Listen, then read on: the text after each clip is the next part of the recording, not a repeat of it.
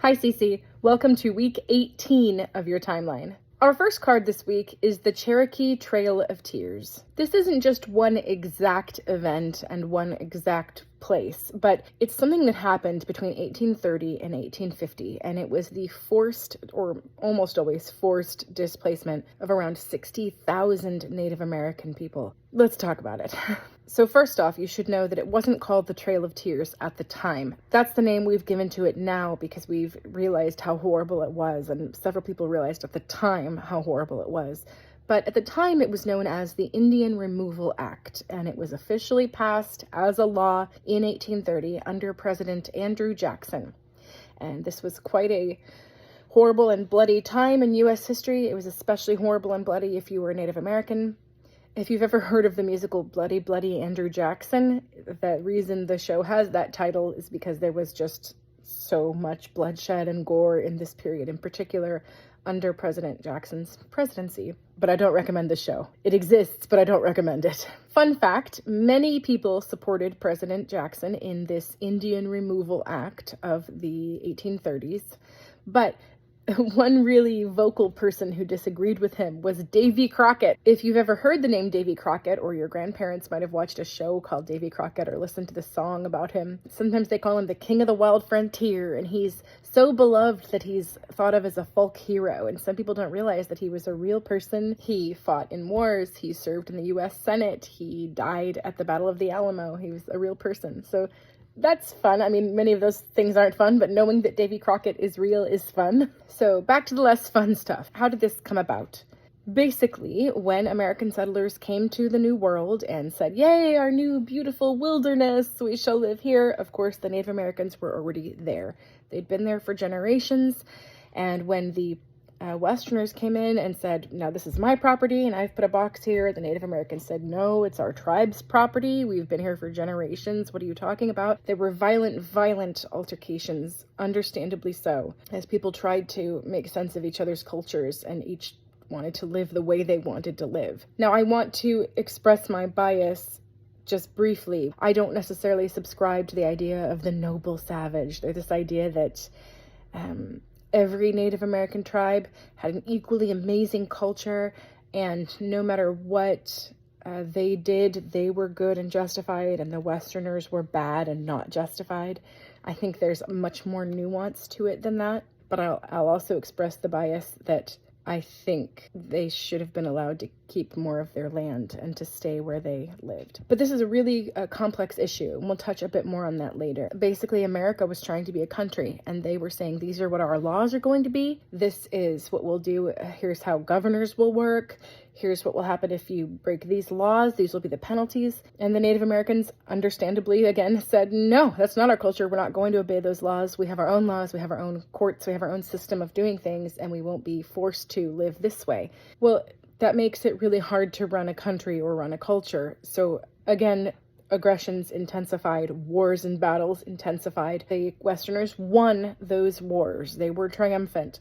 So, to the victor, they got to decide how the land was going to be split up.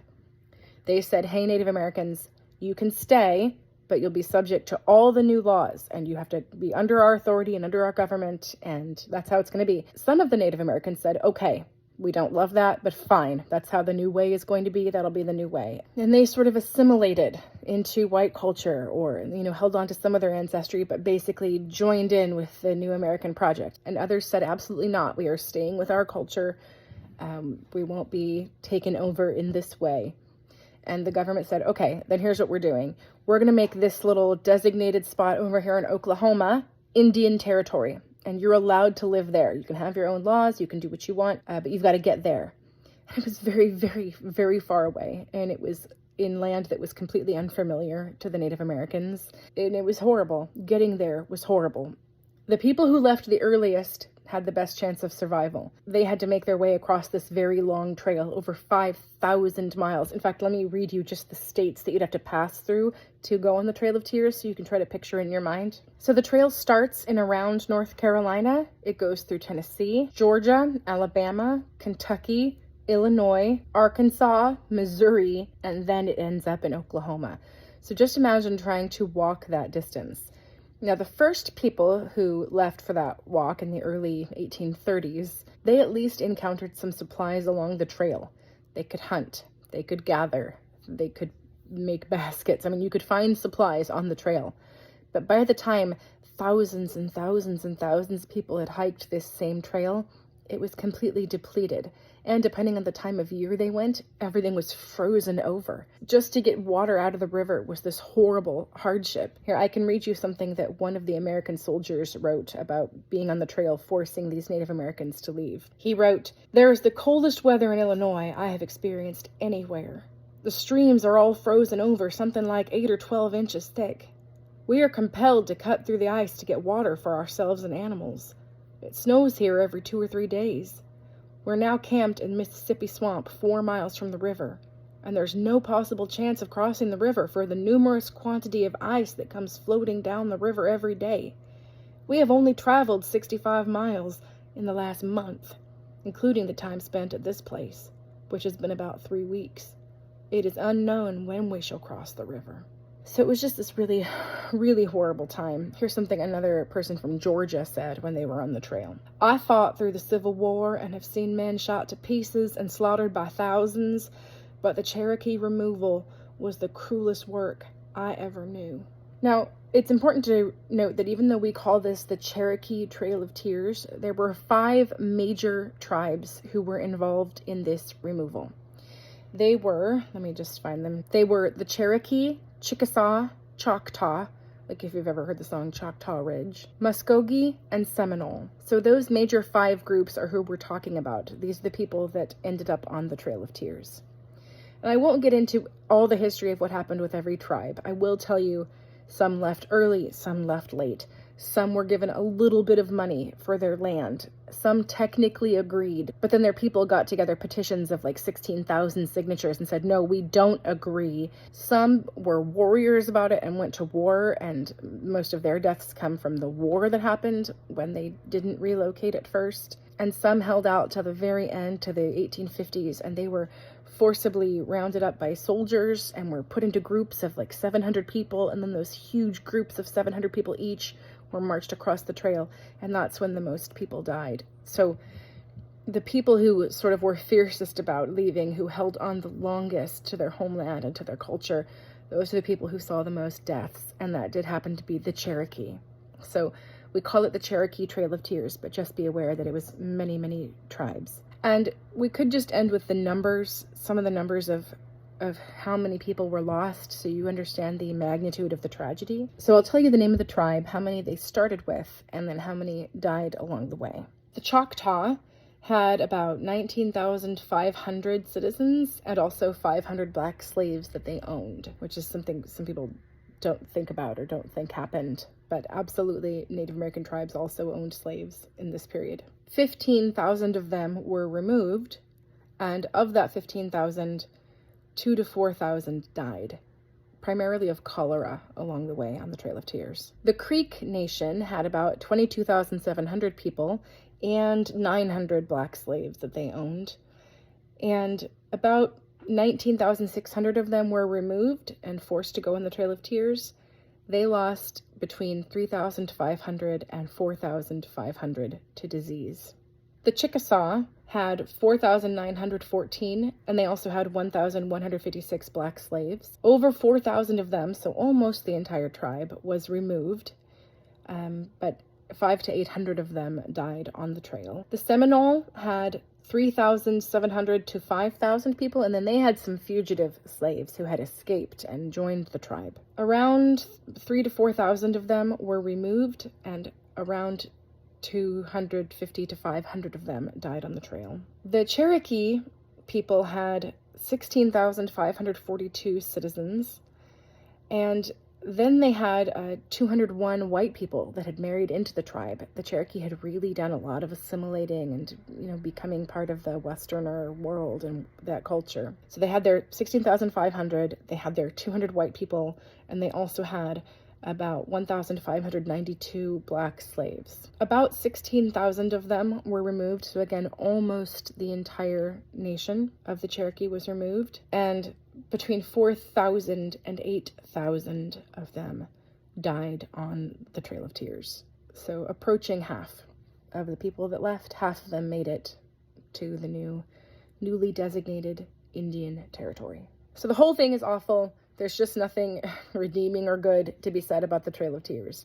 It does pose two really interesting questions to consider. One, is there such a thing as a superior culture? Most of us, if pressed hard enough, would say yes. Yeah, like the way the Aztecs sacrificed thousands of people in blood rituals. That's not good, and we're glad we don't do that anymore. That means there were aspects of that culture that were simply not good. Did this come down to one culture rightfully dominating another, or wrongfully dominating another? And follow-up question, what would you have done differently? If you consider that colonists had already arrived, if you can't take them out of the equation and say, you should never have come to the Americas, you should never have sailed here, you should never have tried to make a new life. If you just accept the equation that we have the Native Americans who'd already been here and the new people trying to come and make new lives, and both had to be part of that equation, what would you have done differently? How would you have handled it? I just think that's worth considering. I once had a student ask me, why were Americans okay with this? Like, why did they let this happen? All the death and all the awfulness. All we could do is look back at firsthand accounts of what the wars had looked like and felt like to the Americans. And to the Americans, it felt like all the insulting things you've heard. It felt like this savage race who wouldn't obey basic laws, who didn't respect property. This is the way they saw it, who didn't respect what they considered to be decency and decent behavior, who had violent responses. They would come and raid the farms. To the Westerners, it looked like these Native Americans were the aggressors. And then, of course, to the Native Americans, they had done nothing to deserve someone just coming into their homeland and trying to take it from them. And they were also, I think, helped along a little bit by popular culture. If you look at something like Last of the Mohicans by James Fenimore Cooper, and Cooper's writing in the 1800s. It's not like modern historical fiction looking back. He's writing about almost his own time. And in his work, it's almost like it was meant to be. The Indian is vanishing. They were a noble, vanishing race, and now they're handing it over to us. It's meant to be. And I love James Fenimore Cooper, but I will say he did sort of romanticize what was really a lot of pain and death and forced removal. So it's probably enough of me rambling and soapboxing here, but just interesting to consider, why were they okay with it? What was going on in the culture? How did it look from both sides? To create the sign for this card, if we wanted to do Cherokee, we'd have to completely spell out all the letters. And since they're not the only tribe that was involved, that's not the best choice, I think. There's also a sign for Native American. Some consider it current, some consider it slightly offensive, since it refers only to the historical garb of Native Americans way back when. And that's this, you make an F, an ASL F, and then you do a sign from the nose up to the ear. I think we've done it in previous weeks, Native American. I think a better sign, I got this from Wanderstruck, a better sign is, let's do the sign for land and roots. So here's the land, and here's the roots growing down. Cherokee. For Trail of Tears, let's trail some tears down our face. So it goes, Cherokee Trail of Tears. That's it. The next timeline card this week is U.S. Westward Expansion, and I'm going to try to be more peppy and pick things up because not every aspect of our history is just horrible and bloody and sad. This was a really exciting time for lots of people. And when I say lots of people, I mean lots of people. Between the year 1800 and the year 1900, this U.S. Westward Expansion that we're going to talk about, it expanded the population of the U.S. from around 5 million to 76 million. So much expansion. So a couple key terms or key facts to keep in mind during this period of westward expansion. One of them is this idea of manifest destiny. It's the idea that it's our destiny to take over this continent, to spread across it and fill it, to be fruitful and multiply. It's very Genesis. To make something manifest is to make it real. So the idea is we have this destiny and we're going to manifest it in the land by spreading out, conquering the land, organizing it, and having a full, rich country. That's manifest destiny. Sometimes manifest destiny can be just so romantic and good and positive, and it encourages many people in history to strike out and try something new. It also encourages what could be considered aggressive behavior. For example, manifest destiny was used to justify the war on Mexico. and basically just to take the land. That's why we have much of the land we do, is because it was taken from Mexico because of manifest destiny.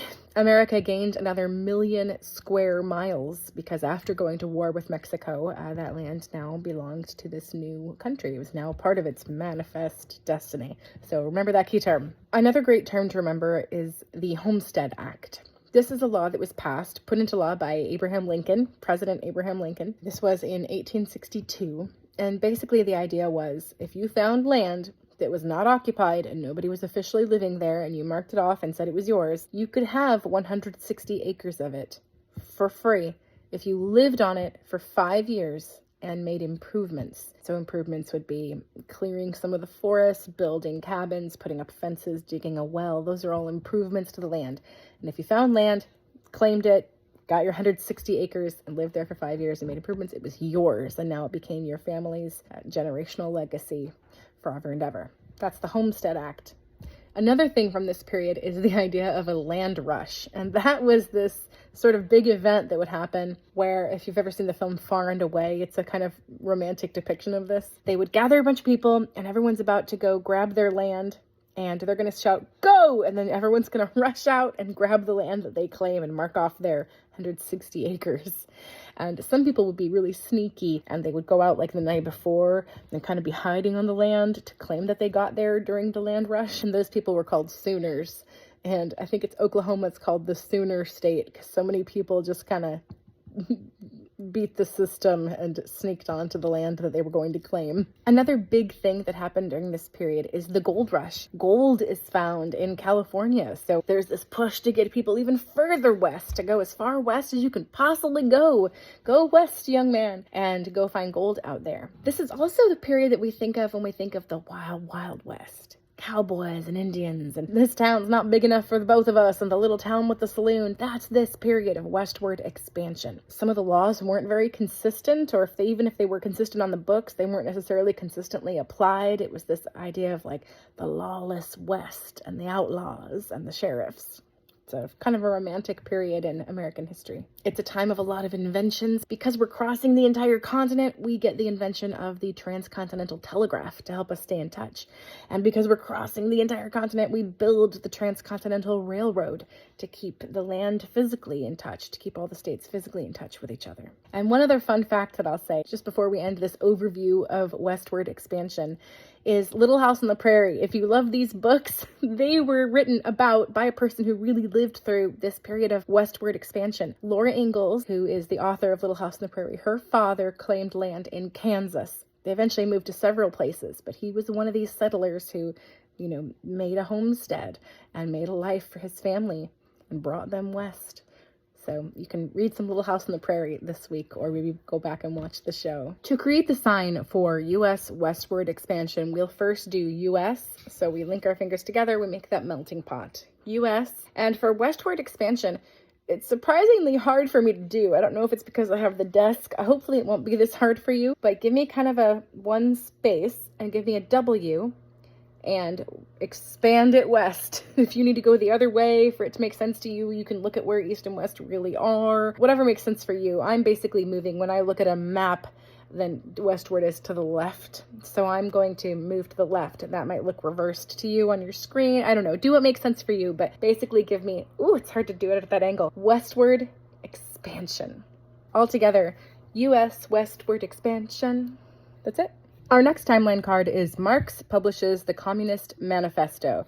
They're just all fun from this point on in history, aren't they? The Manifesto is a pamphlet. Depending on which version you read, it's only between 23 and 60 pages long. You could definitely read it in an afternoon if you were curious and wanted to just pull up a free edition online. It was a commissioned work. The Communist League was sort of you might call it a club or a society, even kind of a secret society. They had decided, hey, we really want to organize our thoughts and what we stand for and what we believe and get it out to the world, because there's a lot of misinformation out there about who communists are and what they think.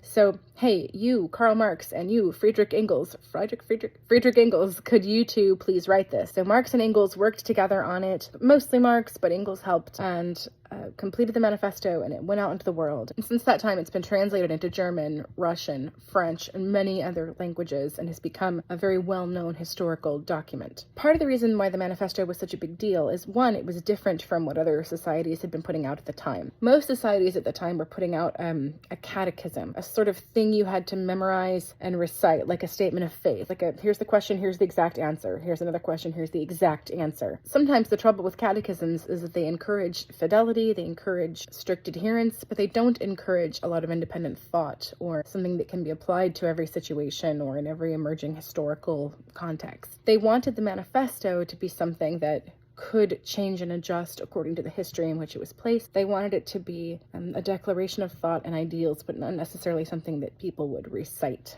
So not a catechism, a manifesto. That was very different for the time. It was also sort of different and surprising in that so many people already thought they knew what communism was. In fact, the opening line of the manifesto kind of gets at this, so I just want to read this for you really quickly. It says, "A specter is haunting Europe, the specter of communism.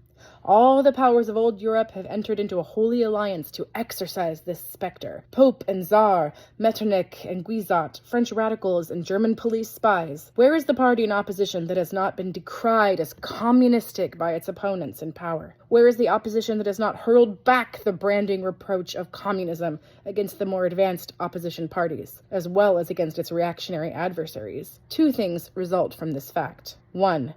Communism is already acknowledged by all European powers to be itself a power. 2.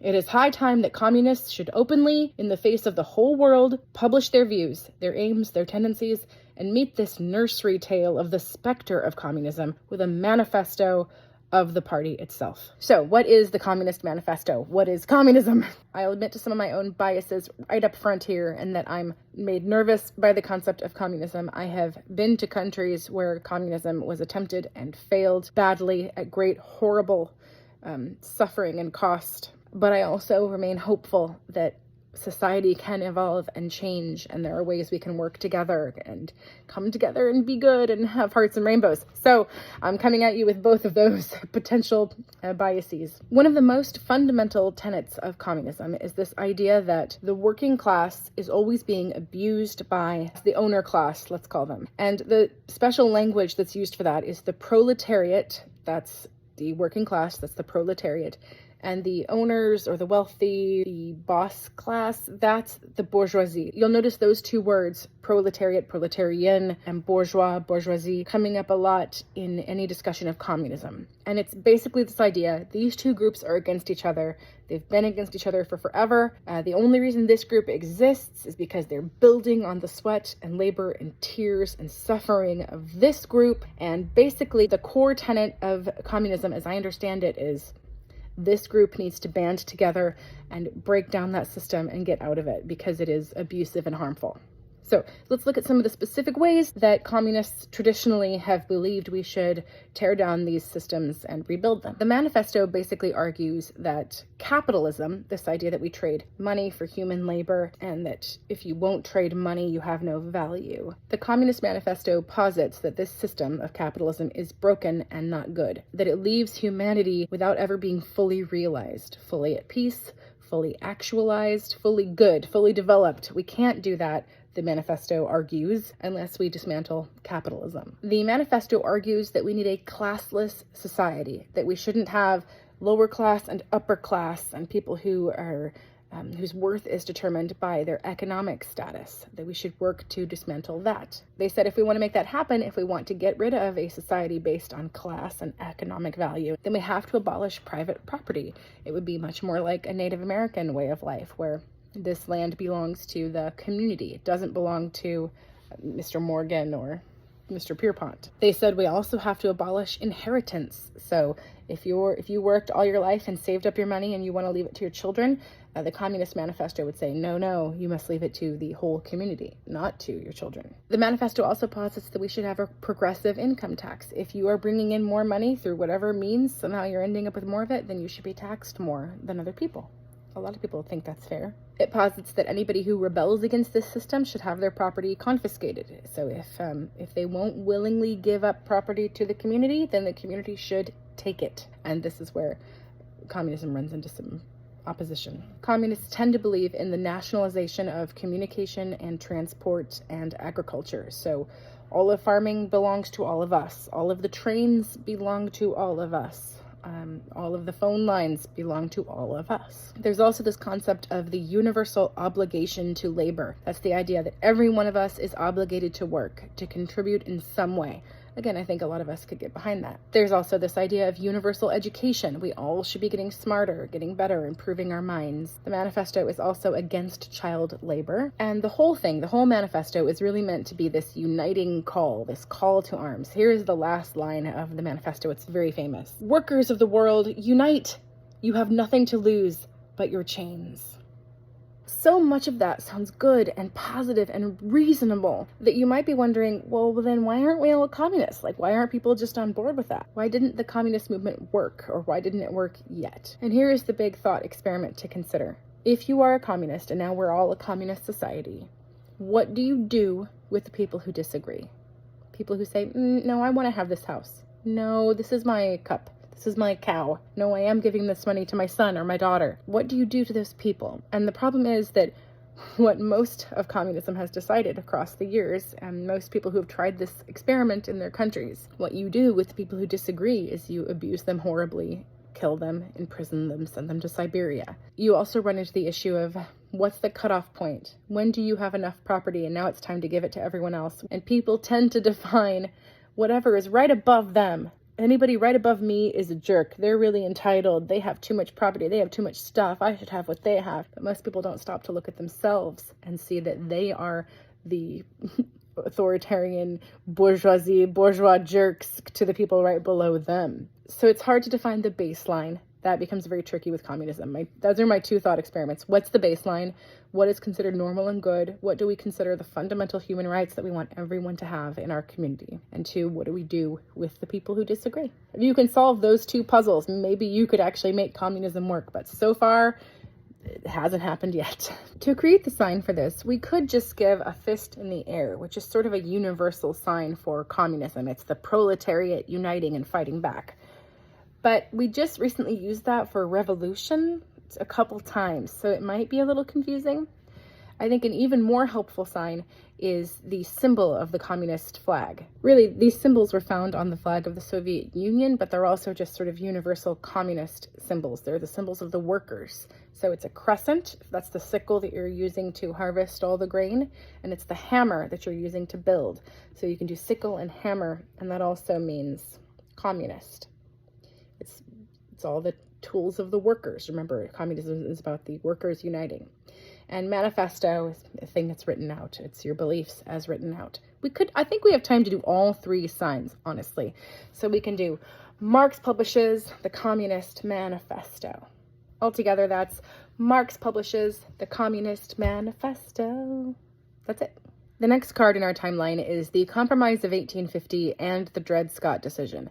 These are sort of pushed together into one timeline card because all of it has to do with slavery. We're still having those same arguments between the southern states and the northern states, and this tension is rising and rising. It's getting so bad that we're really getting ready for the Civil War, and everyone can kind of feel that we're getting ready for a civil war and that the country might fall apart. And Congress is working so hard in this period to just try to find a way to keep it together, and the compromises, it should be compromises, the compromises of 1850 are part of that. So this is a collection of 5 compromises, 5 legal laws that we just call all together the Compromise of 1850. This was originally 8 ideas by Senator Henry Clay and Stephen A. Douglas. So Clay and Douglas both got together and made these ideas. These were sort of their brain children, their big ideas for how to save the country. They were very much opposed by some powerful people like Senator John C. Calhoun was very much against them, and even the President Zachary Taylor, was very much against them. But Taylor died, and then we get our next president, Millard Fillmore. And we just don't hear that name very often, I feel like, in history. Millard Fillmore. Do you know any Millards? Have you heard much about President Millard Fillmore? Try saying that name. Millard Fillmore. Well, he was the next president after Zachary Taylor died. And so Millard Fillmore helped to agree with these compromises. And so 5 of them eventually passed and became law. And much of this renewed conflict came because, some of it was already there. Some of it was just that same old north-south stuff. But it was also the West, all this westward expansion that we've been talking about in the previous timeline card. This was causing new tension because there was this constant question. Okay, we have new land, new states, new territories, new settlers coming in and claiming their land. And are those territories slave states or free states? And this conflict was just constant.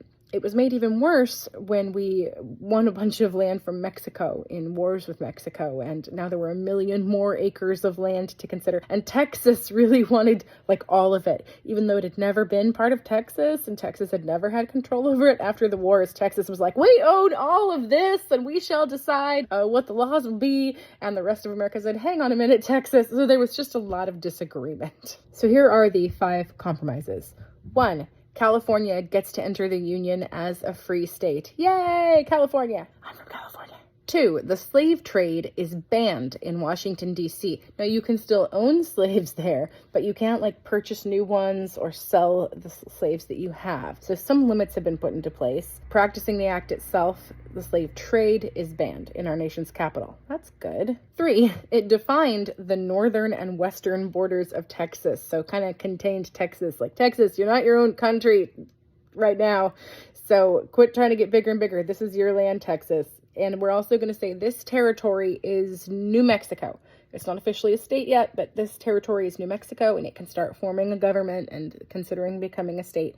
And we're not going to make any laws about whether or not any of those new territories will be slave states or free states. 4, it established a territory for Utah. So again, it's not officially a state, but it's got some borders, and it can now begin to work on its own government with no restrictions necessarily on whether it will be a slave state or a free state. Now, so far, this sounds like a lot of neutral stuff with some things that mostly benefit anti-slavery groups in the North. So you might be thinking, where are the compromises? Well, here you go. Here's the big one. The big compromise is that it strengthened the Fugitive Slave Act of 1850. So, Fugitive Slave Act, it was a big deal, and I don't think I have time to get into all of it. But basically the idea is a couple hundred enslaved people every year were escaping from the South into the North. And the South wanted the North to be responsible for fixing this and dealing with it. Basically, the act said that any enslaved people who were captured in the North had to be returned to the South. So again, the South is trying to force the North to cooperate with what they think is okay to do to people. Many people in the North opposed this. They were against it, and that's part of how we got the Underground Railroad. Even as you moved into the North, you had to keep it secret that you were helping to free these enslaved people. It wasn't just, the Underground Railroad wasn't just in the South. It wasn't like the second you hit your foot touched Northern territory, you were safe, because you could just be recaptured and brought back to the South, according to the law. So that's the Fugitive Slave Act. Connected to all of this, and right in the middle of it, comes this court case, the Dred Scott court case, or the Dred Scott decision. Like all cases involving enslaved people, it's just awful. Dred, which might be a shortened version of Ethelred or Eldred, but Dred Scott and his wife and their 2 daughters, Eliza and Lizzie, which I always think is funny because it sounds a lot like the same name. They had been passed around from owner to owner to owner, and now they were the property of a widow of one of their owners. Basically, she moved them for a while to a free state, to a free territory. So they were living in a state where enslavement wasn't allowed, but because they belonged to her when she was down south, she felt like, no, you're still my property. You still belong to me. They took this to court and said, hey, shouldn't we be free since she moved us up to this free territory? Shouldn't we be free? I should go look up the exact states involved. Hang on. Okay, I got it. So they had taken the Scots, this 4 people in this family of enslaved people, and they had taken them up to a military fort. And the reason it's hard to remember where it happened is because the state borders were still shifting around. At the time, this fort was considered part of the territory of Wisconsin, but now we would call it part of Minnesota. So basically, they'd left the South, done a bunch of traveling, and ended up in the North, in the free North. They saw what life was like there. They saw all of the freed people. They got married. Much happened to them, and had children. And then they were moved back down to the South, and they sued. They said, hey, we had been up here in free territory. Shouldn't we have automatically become free? And you guys, just give yourself like a horrible drum roll of like, what decision do you think was made? no, they were not allowed to be free. The court argued, one, that no enslaved person was a citizen. So since you weren't a citizen, you couldn't even make that argument to the court. You couldn't sue. You couldn't sue anybody if you were enslaved. Two, they argued that because this was filed back down in slave states, it also doubly didn't count, and that if they wanted to try to be free, they should have filed for their freedom while they were in the northern states. This was a huge court case. It was in the newspapers. It was hotly contested. It made it all the way up to the Supreme Court. So when this decision came down, it was sort of like the hammer falling on all African Americans and enslaved people hoping to be free. In fact, there had been several suits and several cases and court cases and lawsuits building up, and this was sort of the last one. It sort of felt like the box got closed, like the government isn't going to help you, the courts are not on your side, there's nothing you can do, and it was a really hopeless time. So remember the compromises we had. Yay, California's a free state. Yay, we're not going to have slavery allowed to happen in Washington, D.C. Yay, but in the midst of all that, we were tightening up the Fugitive Slave Act, capturing people who tried to get free and taking them back down south, and we were ruling that Dred Scott and his family, his children, his wife, weren't allowed to be free. To create the signs for this timeline card, let's do the traditional ASL for compromise. It's an idea, my idea up here, your idea down here, and they come together. The compromise of 1850, don't worry about signing the dates. And for Dred Scott decision, let's do enslaved and freed and then slave again. So altogether that would be the compromise of 1850 and the Dred Scott decision. And that's it. Our next timeline card is U.S. restores trade with Japan. The year is 1853, and the president, just before this started, was still Millard Fillmore. Millard Fillmore. And he had sent Commodore Matthew Perry, if you're a fan of Friends, then you again recognize that name, Matthew Perry. He had sent him with a letter that he was in charge of delivering to the leadership of Japan. And the letter said, hey, we want to be friendly again. We want to establish trade. But the thing is, Commodore Perry was sent with a huge fleet of warships. If you look at paintings from the period, they just flood the entire, as far as the eye can see, is just these really imposing, threatening ships. And then there's this really friendly letter, hey, let's be friends and have trade again. There's a cocked gun aimed at Japan. I know it's horrible, but it's also amusing. Just in case you're asking yourself, why is this so important? Why do we have to have trade with Japan? Why not just let them be isolated? Let them do what they want? Well, first of all, we had recently added California to the country, and so there was a lot of trade happening between California and China. And right between California and China, that is a very, very long ocean voyage. And on the journey, you basically run into Japan. So if you can stop at Japan to refuel, get new coal, get new supplies, repair your ship, and also engage in trade, it's a much safer journey and much, much more lucrative journey. So basically, this is about trade routes, not just about trading with Japan. The U.S. had tried to establish trade with Japan at least 3 other times. All 3 times the ships were fired upon. Even the time when they said, hey, we're returning these Japanese citizens and castaways to you. We rescued them. Here, Japan, do you want to talk with us? Japan still just fired on the ship. So it wasn't going very well. So what made Commodore Perry's approach so different? Basically, it was the threat of force. His whole plan was to supply a show of force and the threat of potential force, but hopefully not actually use any force. So he intentionally had these huge black steamships. Things that would have looked so impressive to the Japanese. And again, flooded the waters as far as the eye could see with these huge, massive ships. And just said, don't you think we should be friends, Japan? Don't you think we should trade? And it actually worked. By the way, this was the largest naval force that the U.S. had ever sent overseas. Perry wanted 3 things from Japan, or really the American government wanted 3 things from Japan. 1, a guarantee that anyone who was shipwrecked or, their ship was floundering and they made their way to Japan would be safe there, that they wouldn't just be killed for showing up on Japanese soil. 2, that ships were allowed to dock there to refuel, get coal, get supplies that they needed.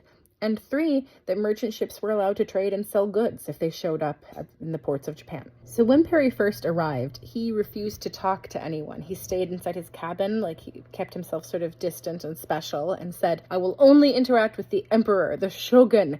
Now, at the time, the emperor was a figurehead and hadn't really had much to do with the everyday government for a while and was sick, so Perry didn't quite know what was going on there, but he put on quite a show and stayed in his cabin, said, we'll only deliver this letter to the emperor. Eventually, this senior counselor, Abe Masahiro, became the one who would interact with Perry as the highest representative of Japan. First, Perry interacted with the Okinawans. It's a little island off the coast of Japan. They're culturally distinct from Japan. They don't necessarily have the same laws as Japan, at least not at this time. So first, Perry kind of made friends with them and established peace with them and trading rights with them, and then he moved on to broader Japan and talking to Abe. So finally, arrangements were made to get this letter delivered, and Perry marched 250 soldiers. He was wearing his dress blues, and they played a Hail Columbia, which was kind of an anthem for the U.S. back then.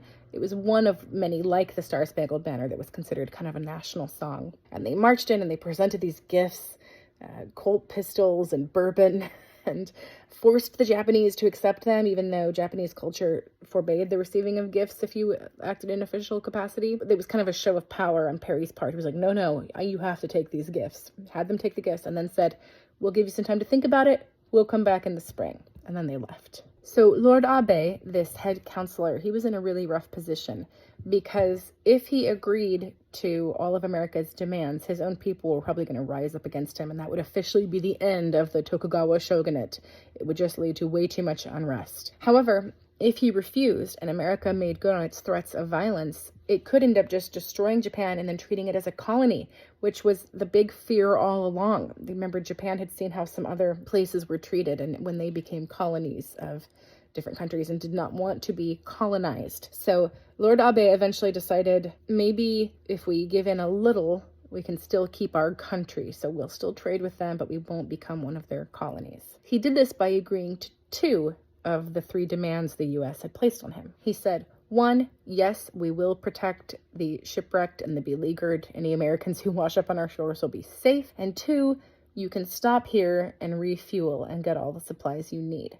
So that kind of opened the door to U.S.-Japanese relations. It wasn't officially a trade agreement, not yet. And that turned out to be a good decision on Perry's part. It was no longer President Millard Fillmore's tenure. He was done being president. President Franklin Pierce was now in. Franklin Pierce and Matthew Perry, Commodore Perry and President Franklin Pierce. They ended up agreeing to this bargain, the two things Japan agreed to do. And then about 4 years later, the U.S. did sign a trade agreement with Japan. None of that would have been possible if they hadn't sort of established friendly relations and opened the door and clarified and established that they weren't out to colonize Japan. So within American history and American naval history, this is a really big deal and a really positive achievement. For the people of Japan, it was arguably less so. It led to a lot of unrest. They had held on to their traditional culture for generations.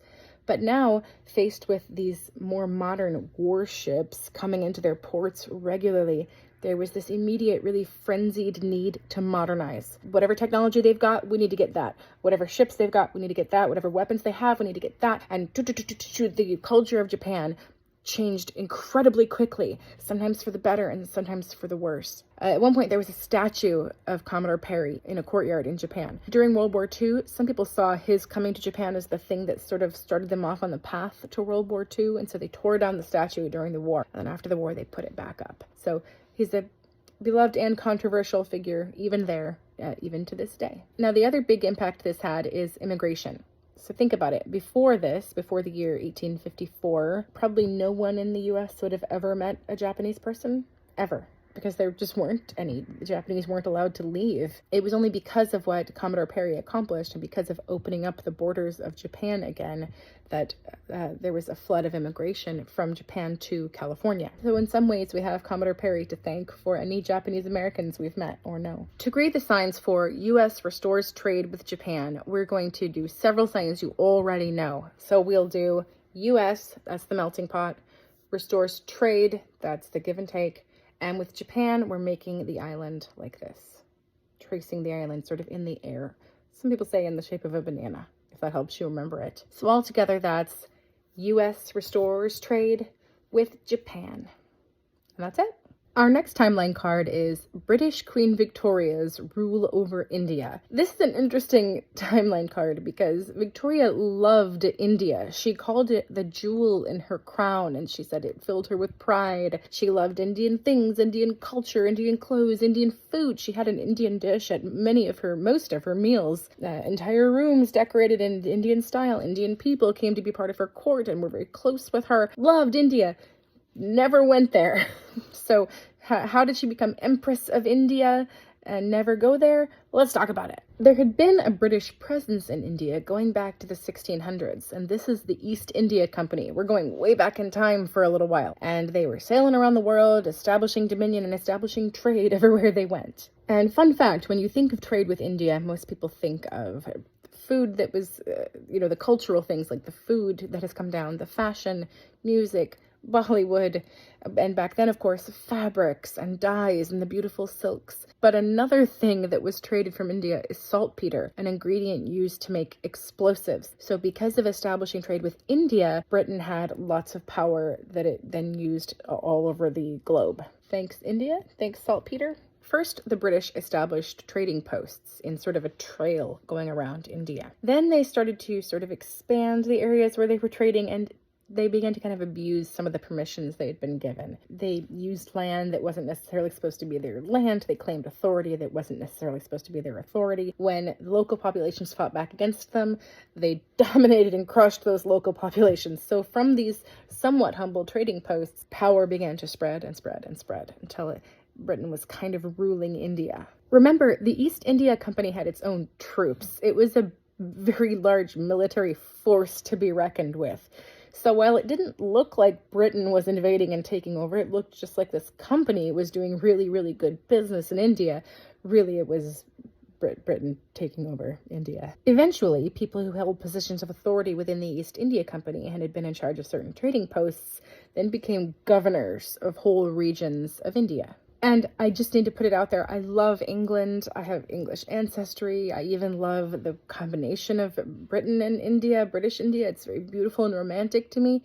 But the way this was handled was horrific. It wasn't this idea that, oh, we want to work with you, we want a partnership with the population. It was very much a heavy-handed sort of plundering of all the resources and of the human resources of the population. Between 1769 and 1773, there was a famine, partly due to the fact that resources had been plundered by the British. Between 1769 and 1773, there was a famine, partly due to the fact that resources had been plundered by the British or were being filtered away from the local population to benefit the British. 10 million people died in those famines. It was a really, really hard time and a really, really bad deal. So I don't want to romanticize it too much. As much as I want to remember what was beautiful and good, I just need to make it clear that this was a horrible time to be in the Indian population, and that the resentment that was building up against the British was justified and very real, and it was going to lead to some awful instances of bloodshed. But just a few fun things we do get from India, because things that Western culture has because of its relationship with India: the word pajamas, the word shampoo, water polo as a sport comes from India, curries and all the spiced foods of India that are now popular in the West. Those are all popular because we got them from India and because Queen Victoria loved them so much. And of course, the most quintessential English thing you could probably think of is the tea party, and that we got that because of India tea and afternoon tea times. We have high tea because of India. And tea became so much more affordable in this period because of trade with India that, again, it became the ubiquitous English thing. Thank you, India, for tea parties.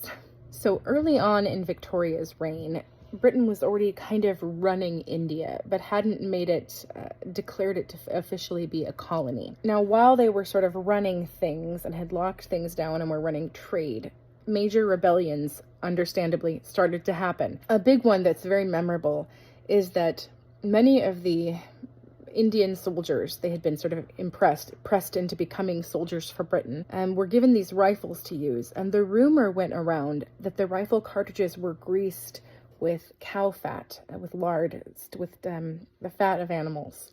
And this was deeply offensive to any Muslim or Hindu people who had been stationed to act as soldiers and hold these rifles. So they refused to use them. I mean, within their society, they could be like kicked out of bed by their wives and have their wives say that they wouldn't have relations with them anymore. It was a huge, huge sin within their culture to have used the fat of these animals to grease the rifle cartridges. So the soldiers refused to do it, and then they were imprisoned and put in chains. And I believe some of them were executed. Let me double check. Not executed, but they were sentenced to like 10 years hard labor, and they were put in heavy chains in front of everyone, which in itself was a death sentence in the intense heat of India. So people saw how they were being treated for just standing up for their religious beliefs, and there was a major uprising against British control. These uprisings then spread all across the Indian continent, but this isn't like the big move for Indian independence. That doesn't happen for many, many, many years. So don't get excited for India.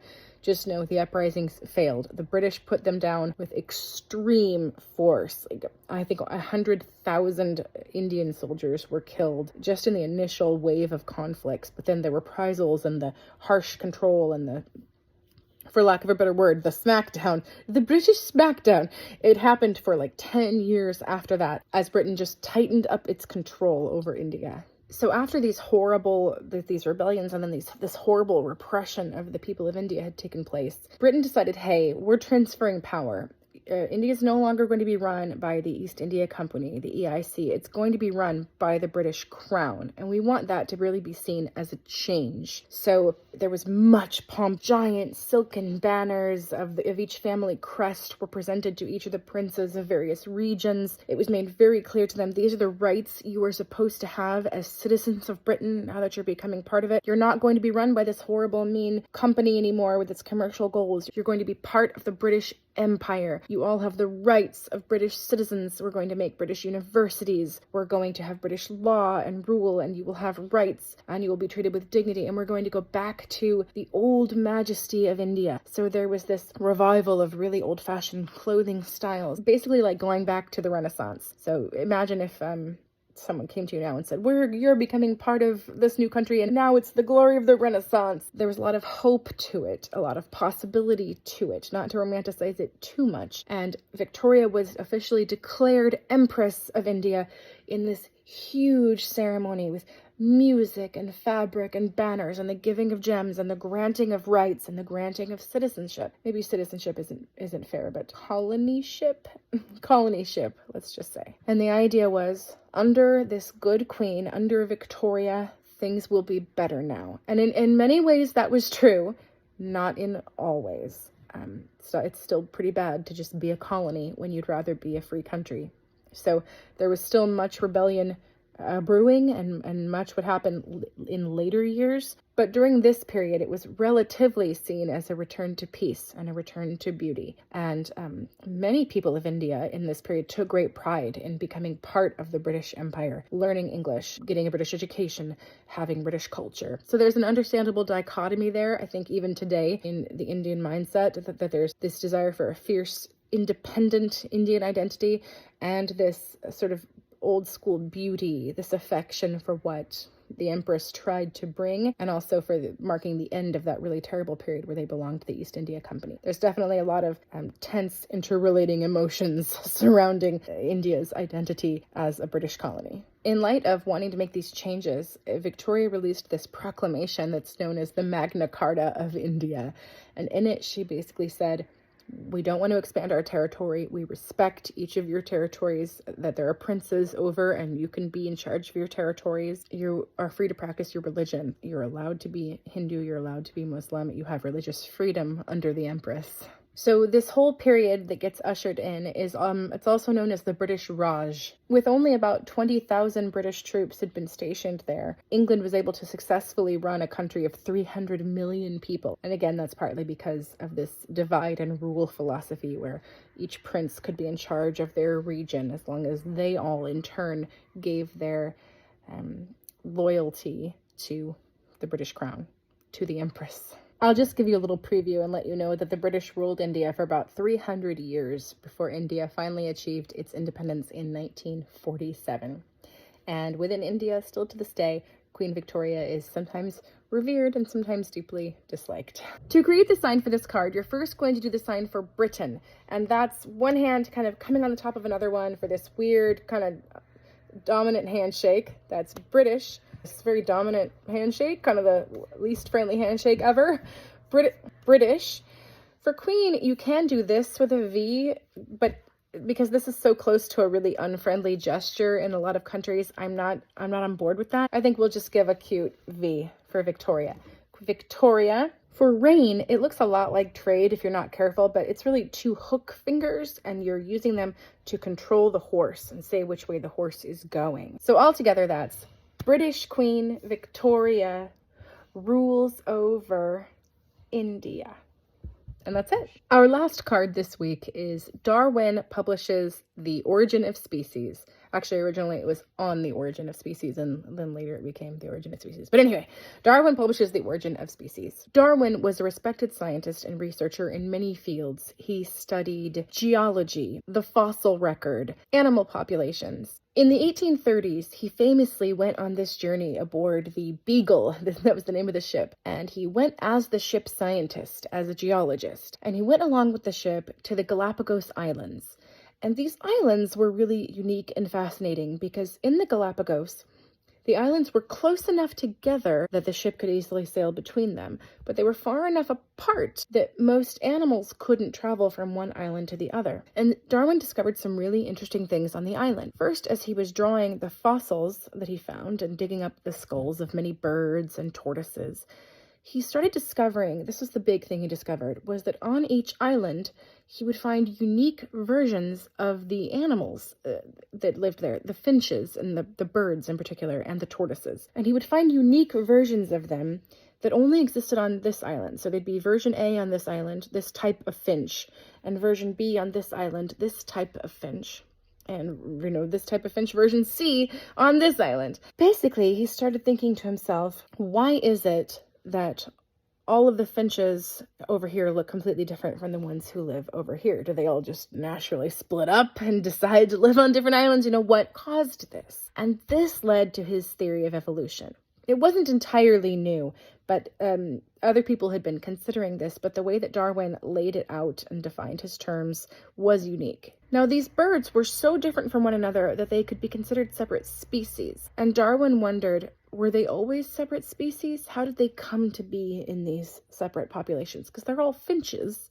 They're just very, very different finches who have been each living on these islands for a very, very, very long time. So, what caused it? He spent years and years putting his theories together, and this is what he came up with. The two biggest aspects of Darwin's work, I think, are the idea of natural selection and what he called sexual selection. Natural selection is this idea that if all the animals had a bunch of different babies, the animals who are best adapted to the environment and to the nature around them are going to live happier, longer lives. They're going to survive where the other offspring might not. For example, if the sun is really hot and some babies are born with darker melanin in their skin and it protects the skin from the heat of the sun, they might live longer than the babies with very light melanin who burn easily and are more likely to catch diseases like skin cancer. I'm just throwing that out there as an example. This isn't from Darwin. But that's the idea of natural selection. Also, if you're stronger, if you happen to have genes, your DNA gives you stronger bones, well, you're going to live longer and be able to fight harder and last longer, whereas a weakling might die and get killed and not get to have children, and so he won't make more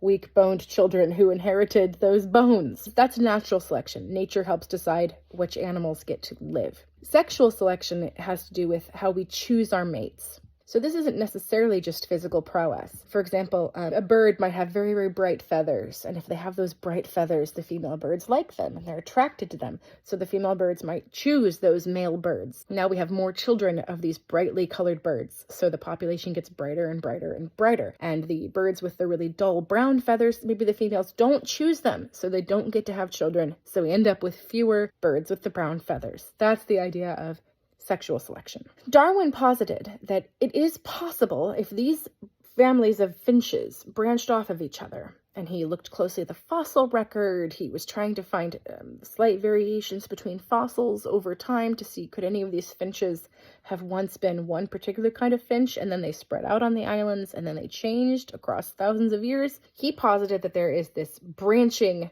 relationship between the species on Earth. Maybe flamingos and finches used to be the same creature. They used to come from the same kind of bird, but eventually through natural selection and sexual selection, the populations got different and different and different until they were so different that they were considered separate species and could no longer mate together. Like a flamingo and a finch can't have little baby flamingo inches. Finchingos, those can't exist. But maybe if you looked far enough back in their history, they might have come from ancestors who could have little baby birds together. Maybe. While those were relatively new ideas at the time, or at least they were new ideas for the average person who wasn't living in the world of science, and that's, by the way, one of the key features of this book of Origin of Species. It was written for a common reader, not necessarily a scientist or an expert in geology and fossils and heritability. So common people who were just a little bit interested in science could read the book and get something out of it. For those people, the man on the street, the man and woman on the street, this was a really revolutionary idea. Maybe the idea that you inherit things, that's not revolutionary. I mean, farmers had been grafting fruit and creating new fruit variations for generations. And in animal husbandry, animals had been bred together for certain qualities for generations, to make the best racehorse or the better cows. That wasn't new. This idea of heritability, that the strongest, best traits could be passed on, wasn't entirely new. But this idea of branching species was kind of new, because it had an implication, and I hasten to add that this wasn't an implication that Darwin really got into in his book. He intentionally did not discuss it. He knew it might lead to conflict, and he sort of left this out. But if you accept that these types of birds could branch off from each other and eventually become so different that they are now unique species of birds, then you might want to start asking yourself about human beings. Well, did we branch from anything? If we went far enough back in the fossil record, now, of course, having found like Neanderthals, most people today would say at some point Homo sapiens merged with Neanderthals and then the Neanderthals went extinct. But some of our DNA still comes from Neanderthal. So this idea, if you look far enough back, the question becomes, did humans branch from anything? To what degree did we branch? And it was this implication that led to major conflict and discussion in Darwin's time, but even arguably even more conflict in our own time. So there were several reactions to this theory, this branching theory of evolution. Some said, no part of this can be true. It contradicts biblical Genesis.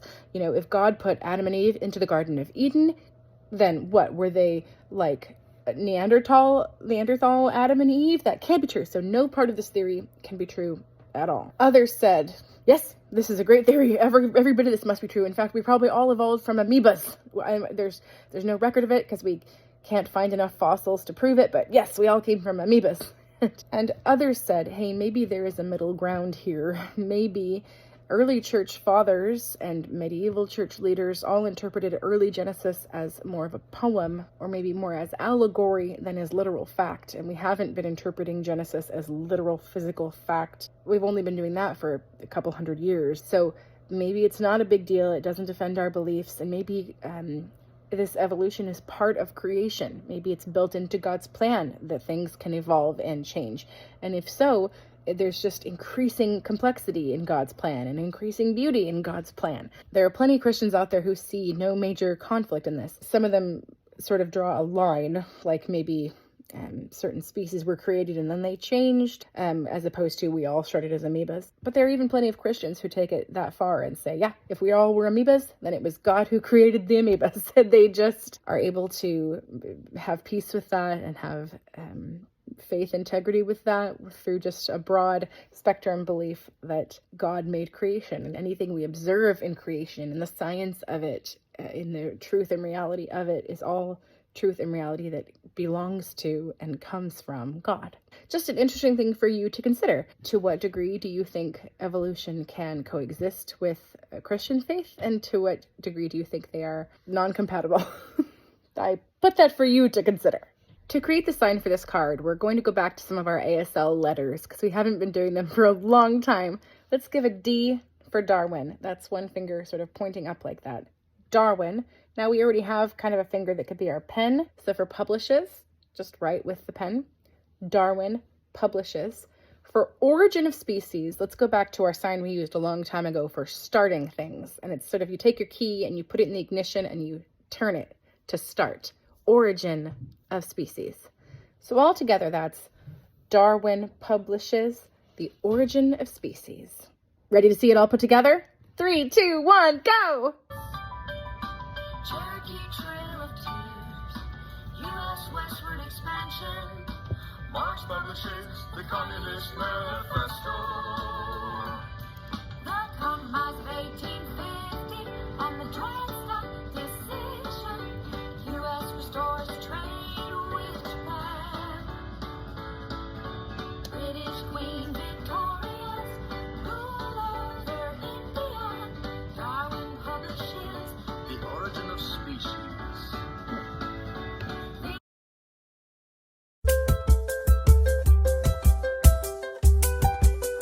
Okay, here we go.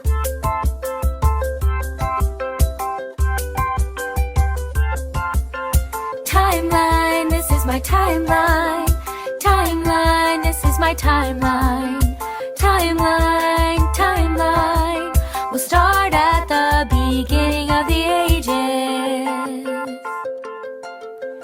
Age of ancient empires. Creation to circa 450 AD. Creation and the fall. The flood and the Tower of Babel. Mesopotamia and Sumer Egyptians. 3000 BC, 3000 BC. Indus River Valley civilization, Minoans and Mycenaeans. 7 wonders of the ancient world, patriarchs of Israel. 2000 BC, 2000 BC, Hittites and Canaanites, Kush, Assyrians, Babylonians, China, Shang Dynasty, Hinduism in India, Phoenicians and the alphabet, Olmecs of Mesoamerica, Israelite Exodus and desert wandering, Israelite conquest and judges, Greek Dark Ages, Israel's United Kingdom. 1000 BC, 1000 BC, early Native Americans. Israel divides into 2 kingdoms, Homer and Hesiod. Rome founded by Romulus and Remus. Israel falls to Assyria.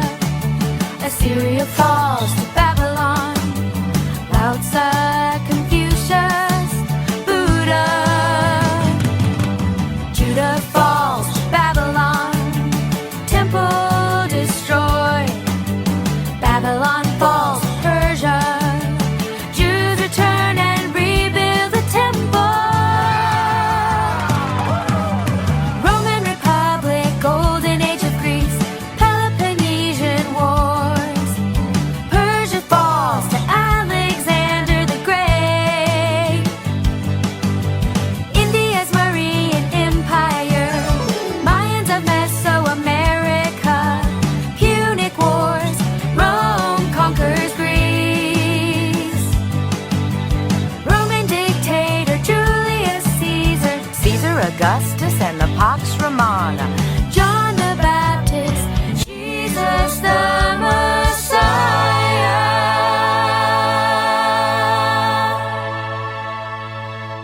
Year 1 AD, year 1 AD, year 1 AD, Pentecost and the early church. Persecution spreads the gospel. Herod's temple destroyed by Titus. Diocletian divides the Roman Empire. Constantine legalizes Christianity. India's Gupta dynasty. Council of Nicaea, Augustine of Hippo. Jerome completes the Vulgate. Visigoths at Rome.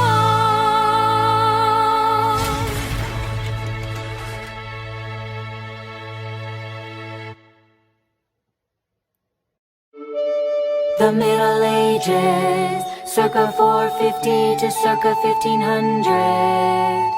Council of Chalcedon. Western Roman Empire falls to barbarians.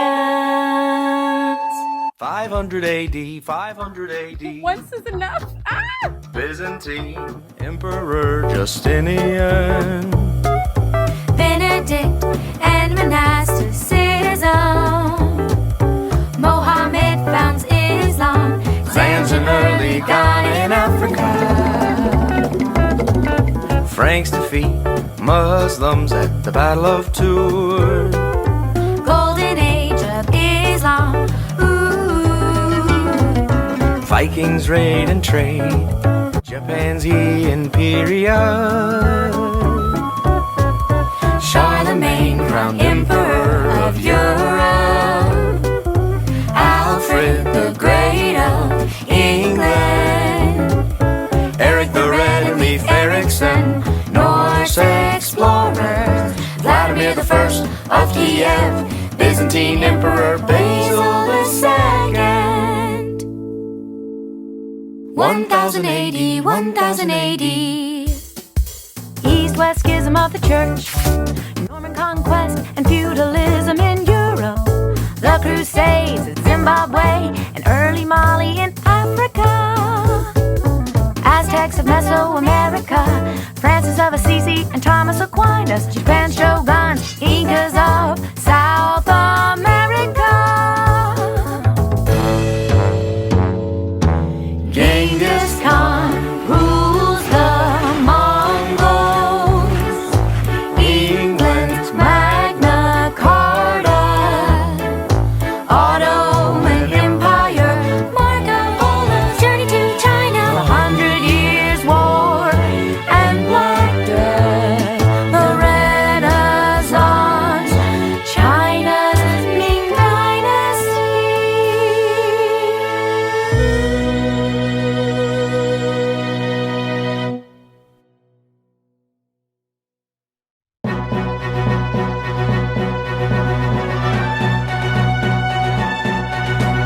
Age of exploration, circa 1400 to circa 1600.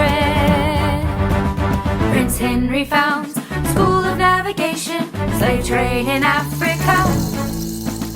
Gutenberg's printing press, Songhai in Africa. Tsar Ivan the Great of Russia, the Spanish Inquisition. Columbus sails to the Caribbean.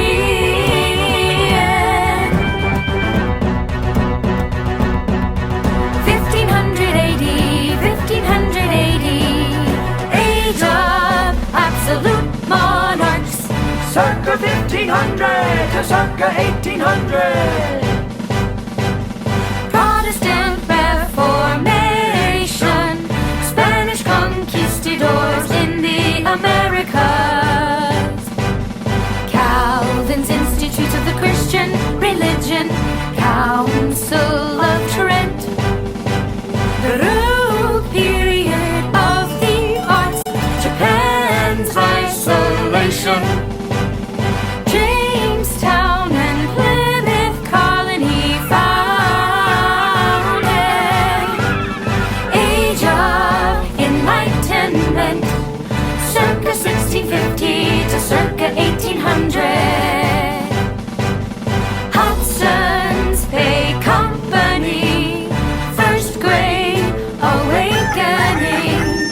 Classical period of the arts, the 7 Years' War.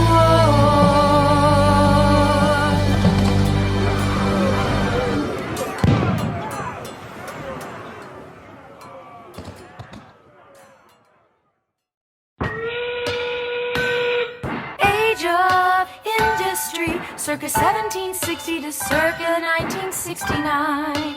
James Cook sails to Australia and Antarctica. American Revolution and General George Washington. Madison's Constitution and the Bill of Rights. French Revolution, Second Great Awakening. Louisiana Purchase and Lewis and Clark Expedition. Napoleon crowned Emperor of France. Liberation of South America. The War of 1812, the Missouri Compromise. Immigrants flock to America. The Monroe Doctrine, romantic period of the arts. Cherokee Trail of Tears, U.S. Westward Expansion. Marx publishes the Communist Manifesto. The Compromise of 1850 and the Dred decision. U.S. restores trade with Japan. British Queen Victoria's rule over India. Darwin publishes The Origin of Species. Lincoln's War between the states. Reconstruction of the southern states. Dominion of Canada. Otto von Bismarck unifies Germany.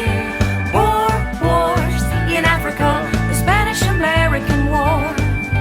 The Progressive Era. Australia becomes a commonwealth. Mexican Revolution. World War I and President Wilson. Lenin and the Bolshevik Revolution in Russia. U.S. evangelist Billy Graham. Modern period of the arts. The Great Depression and the New Deal. World War II and President Franklin D. Roosevelt. Stalin of the USSR and the Katyn Massacre.